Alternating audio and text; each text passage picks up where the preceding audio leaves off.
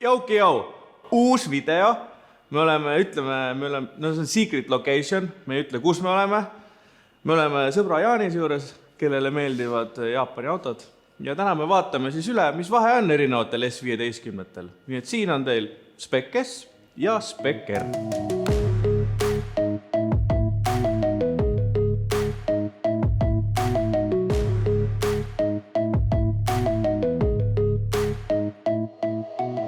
Juba see vilunud sild nägi taga siin veel mõnda autot. Ärge kartke, juhab ka aeg nende juurde. Natuke vaja neid veel putitada, et saaks häält ka kuulda ja siis teeme nendest ka video. Aga täna keskendume siis Nissan Silvia S15-le. Ehk siis vaatame üle, mis variandid meil olemas on, sest kõik teavad, milline see auto välja näeb, on ju. Aga on olemas mingisugune Spec S, mingisugune Autek on olemas, Spec R on olemas ja tegelikult on olemas siuke asi nagu Varietta ka. Nii et käime kõik üksi pulgi läbi. Ja siis te saate teada, millist teil vaja on või siis ei ole üldse vaja. Kokku tehti Silviaid siis 10 erinevat värvitooni. Nendest siis kõige haruldasem tegelikult on valget värvi Varietta, aga see valget värvi Varietta on selles mõttes naljakas, et valget värvi kupeesid on jälle kõige rohkem. Nüüd, kui me kupeedest räägime, siis kõige haruldasem on üks sükene elekas, roheline, natukene kahtlast värvi S15. Mihkel paeb siia nüüd pildi sellest ja paeb selle nime ka. Ja sellest järgmine on kollane. Nüüd see pill siin on meil VV2, VV3, VV2 oli. Mul oleks juba ma pean jälle vaatama. Pevter Grey siis. Ja see pill, nagu näete väljast, siin pole mingisuguseid lisasi. Ehk siis see on täiesti tavaline, ilma mingi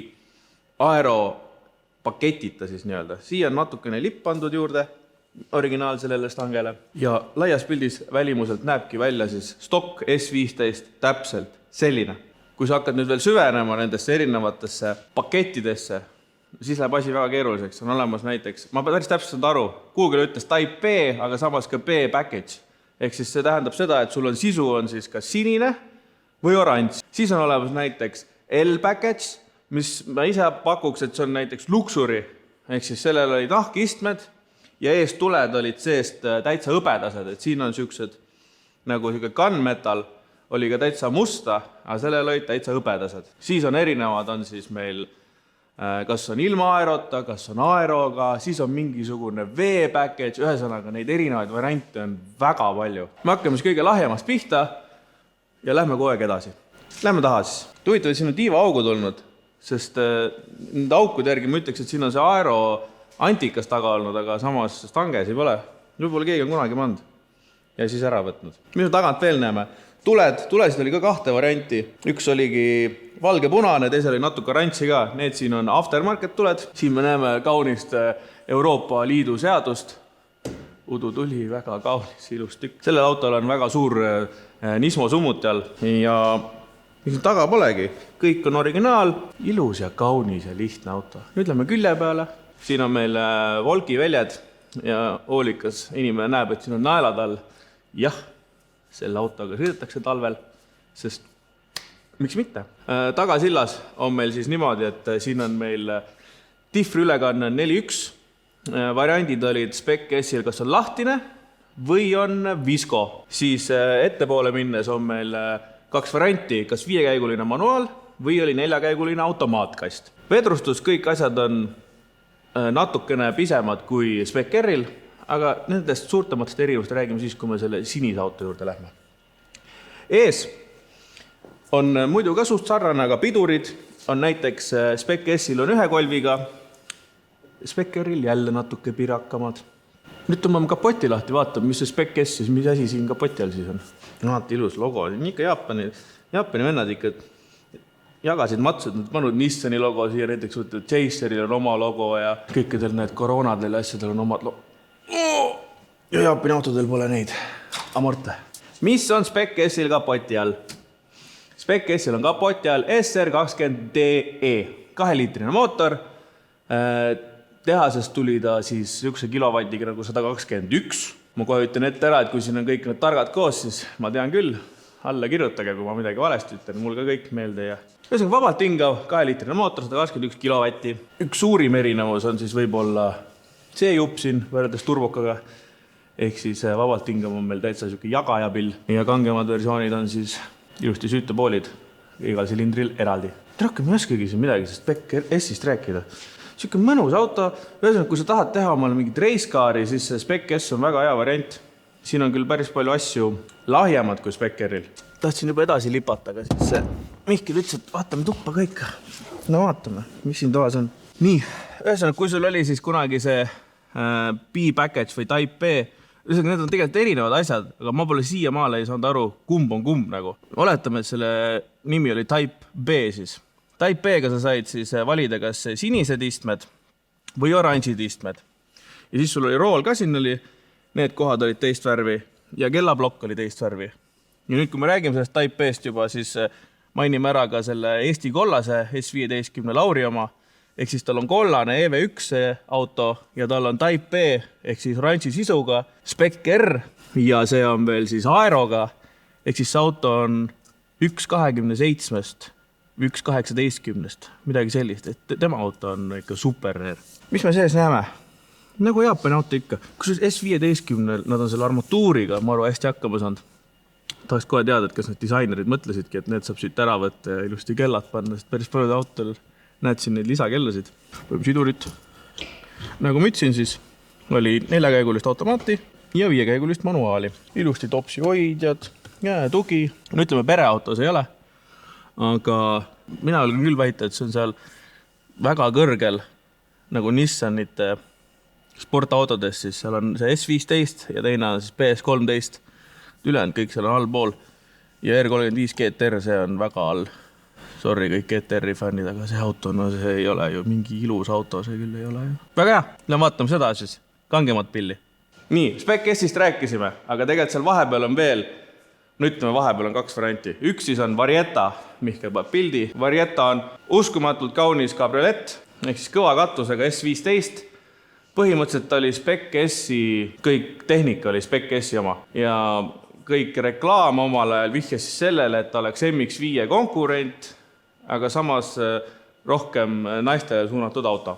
Neid toodeti vähe, sükene 1500-1800 tükki ja selle auto juures mina näen väga hästi, miks neid vähe toodeti, sest ega see väga hästi välja ei tulnud. Nüüd on veel üks variant. Üks variant on veel Autec. Autecil oli ka erinevaid variante, eks see Varietta oli ka Autekiga seotud, aga siis tehti veel näiteks Autec Type A, mis oli ka Spec S või see Spec R, ei Spec S oli ja siis nad võtsid disaini elemente Ferrari 456-lt, ehk siis tal ees alumine võre oli mingi kroomtriipudega, nahksisu ja neid tehti väga vähe.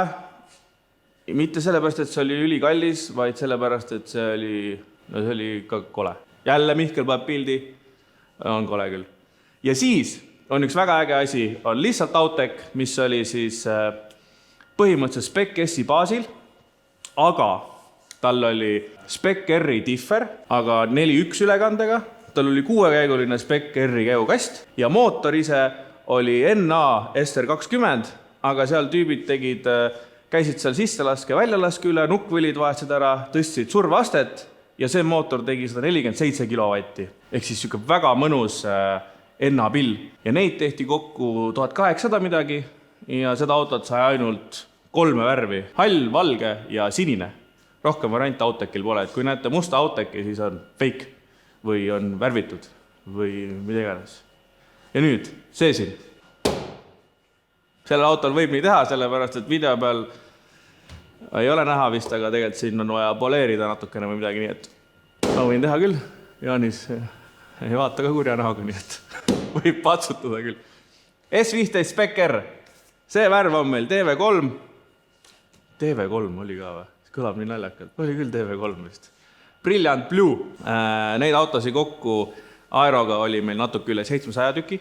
Ja nüüd me räägime, mis teeb selle Spec R-iks. Ja mis teeb aeroks. See stange siin on aerostange. Siin on veel puudu võred. Ja no need võred on väga haruldased juba tänapäeval. Sest mis sa ikka teed, kui sul turbokas on, sa paned suurema kuuleri, siis sul on vaja siit torud vedada ja ilmselgelt udukas ja võre jäävad ette. Ja kui need autod omal ajal mitte midagi ei maksnud, siis Jaapani mees võttis selle võre, viskas ahju ja sellepärast neid võres ja udukaid enam väga ei olegi. Aga need on juba siin võred juba liiguvad siia poole ja kui sa tead, kus udukaid saada, anna märku. Ühesõnaga aerostange, siin on tavaline.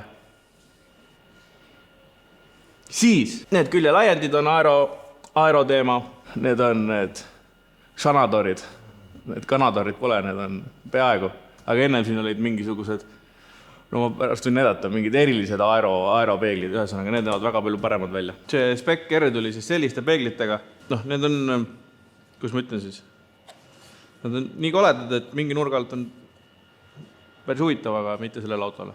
Aga nüüd, viktoriini küsimus, võitja ei saa mitte midagi. Mis peeglid need on? Mõelge välja. Oi, väljad siin, väljad, vaata velgi, päris väljad. Võrkid. Nüüd tagaosad Aerox teevad need väiksed jupid siin. Kuigi tagastange on reps ja siis tegelikult need spätsid siin peaks olema eraldi tükk. Aga kui siin toolega vaatad, see on kõik üks tükk siin. Nüüd see stange pole päris õige, aga kuju on õige. Nüüd see tagumine tiib, samamoodi Aero. Tihti peale sa näed autosid, millel seda siin pole, et on 2 jalaga Aero, aga see on tuuning. Ehk siis mingi hetk tundus inimestele popp, et lõikame selle keskmis ära ja jääb 2 seal jalaga. Ehk siis kui need sama stiilis tiiba, aga 2 jalaga siis lihtsalt on modifitseeritud. Tagatuled siin samamoodi väikse tuuninguga, aga need on päris kenad. Summuti, mingisugune pirakas. Oi. Mis on erinevus Spec S ja Spec R vahel? Spec R-il on 20 kanti on kere tugevdusi, ehk erinevaid plaate, lisakeevitusi, et see kere nii palju ei fleksiks. Siis meil on stabikad suuremad Spec R-il, siis meil on tehasest on amortisaatorid jämedamad. Nüüd taga oli meil ülekanne 3.9 ja seda sai tellida torsellukuga. Aga väga paljud ütlevad, see torser on natukene kehvem kui Visko, aga nii oli tehasest sai niimoodi. Pidurid samamoodi suuremad, kuigi kas tagant on suuremad. Visuaalselt ütleks, et ei ole. Aga ma tean, et ees on. Kui sellel oli siin 1 kolviga, siis Spec R-il nähti vaeva ja siin on meil 4 kolviga sadul. Spec R sai ka siis automaadiga, mis oli 4-käiguline, sama kast nagu Spec S-il ja siis teine variant oli 6-käiguline manuaal. Ja nüüd vaatame, mis siin on. Nii vaatame siis, mis kapot. No vaatame siia siis. Tegelikult pidimegi siia vaatama. Tagapidi oleme ka lisastrut, ma vaatasin siia ka amordikannude vahele, seal polnud midagi. Hoopis siin taga pool raamide vahel on lisastrut, ehk siis see on see üks nendest 20 lisatugevdusest, mis Spec R-il on, Spec S-il ei ole. Ja nüüd vaatame kapoti jälle. Siin on meil SR20 TET, ehk siis 2-liitrine mootor ja turboga. See mootor tegi tehasest 184 kilovatti Jaapanis siis. Aga kui sa elasid Austraalias või Uus-Meremaal, siis tegi 148 kilovatti. Ja kui sa elasid Austraalias või Uus-Meremaal, siis sa Spec S ei saadki. Saidki ainult lahja Spec R-i osta omale. Aga see on siis puhas Jaapani mudel 184 kilovatti.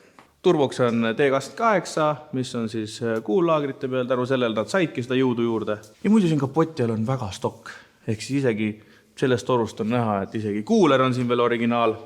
Originaalist on siin rattakoopus siuke väike jumpstükk. Mis siin kapotja? Üks huvitav asi, mis me näeme siin. Need väiksed karbikesed siin, ehk siis Jaapanis on pandud siin teinikoilid ja teinikoilidele saad osta siuksed elektroonilised kontrollerid, mis käivad sinna pähe ja siis saad salongist keerata ja siis ta keerab seda jäikust või pehmemaks, kuidas tahad. Ehk siis mul on elektrid regulitavad koilid, aga tegelikult on lihtsalt väike mootorike seal otsas. Lihtne, aga töötab. Ja kui sa oled noor pereisa, siis sul tekib ka küsimus, et kui ma lähen reedel välja, et kuidas sõbrad peale mahuvad. Ilmselgelt tekib see pereisal. Tegelikult ei saa.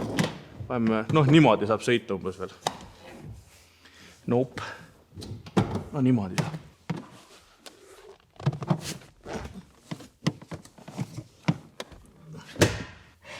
Suht mõnus on tegelikult. Või ei ole. aga saaks hakkama küll. Ja see test on tehtud. Tegelikult sõpradega minemiseks on paremaid autosid vist. Nii, siin on meil turbokell. Ma olen nüüd vastusvõlu, kas see oli kõigil stokis või see oli mingi option, aga siin on meil turborõhukell. Siis siin on see koilide regullimis, agregaat. Siis meil on turbotaimer. Turbotaimer on siis põhimõtteliselt see, et kui sul on kiire, tahad poodi minna, võtad võtme välja, lähed minema, siis pill jääb käima, jahutab sul turbo maha, ise saad panna siin 5 minti, 10 minti ja siis suretab pilli välja. Nagu ma ütlesin, 6 käiku, 1, 2, 3, 4, 5, 6. Tagurpidi on ka siin. Siis see pill on ilmselgelt seal Jaapanis natuke külgsi ka teinud, sest siin on see drifti nupp pandud, et ei pea nuppu vajutama, saad ainult kangutada. Muidu väga luksuurius ju. AC on siin ja aknad käivad nupust ja salongist läheb käima ka. Läheb või? Läheb käima või?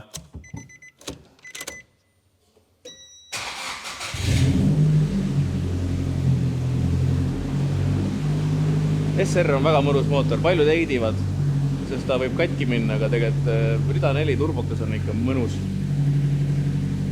121 000 sõitnud, see pole sõitnud midagi veel. Kaalunumbrid ka siis. Spec S 1210 kilogrammi ja turbokas 1260, need on siis tühikaalud. Ehk siis väga mõistlikud reiskaari toorikud. Kui sa siit viskad istmed, istmed kokku on mingi 100 kilo ikka. Ja veel nipet-näpet, siis saad päris kerge pilli omale. Me paneme selle alli käima ja siis proovime siis sellega sõita, sest see pill soola ei näe, aga see all näeb palju. Nagu nägite, siin autosid jagub, aga üks on kindlasti veel puudu. See on R34. Ja aitame ka 30 krooniga.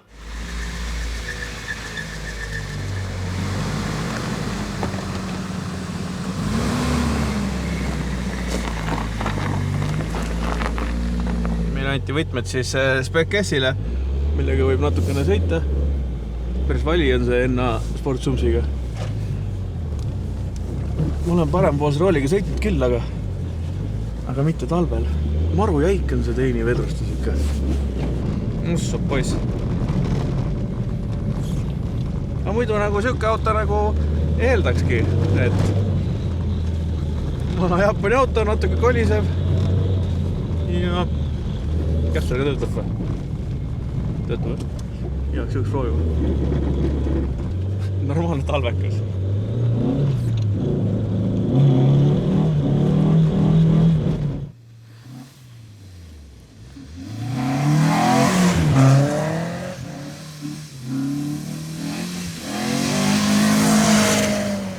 Mine käitub mõnusalt. Saagi midagi öelda. Väga hea alternatiiv 36-le. Natukene kallim. See oligi siis S15 eri. Et äkki nüüd natuke teate rohkem nendest autodest. Mina küll tean, sest ma pidin lugema ennem natukene. Ja ongi kõik. Mingid ideid asju, siis saadke märku ja järgmiste kordadeni. Tšau!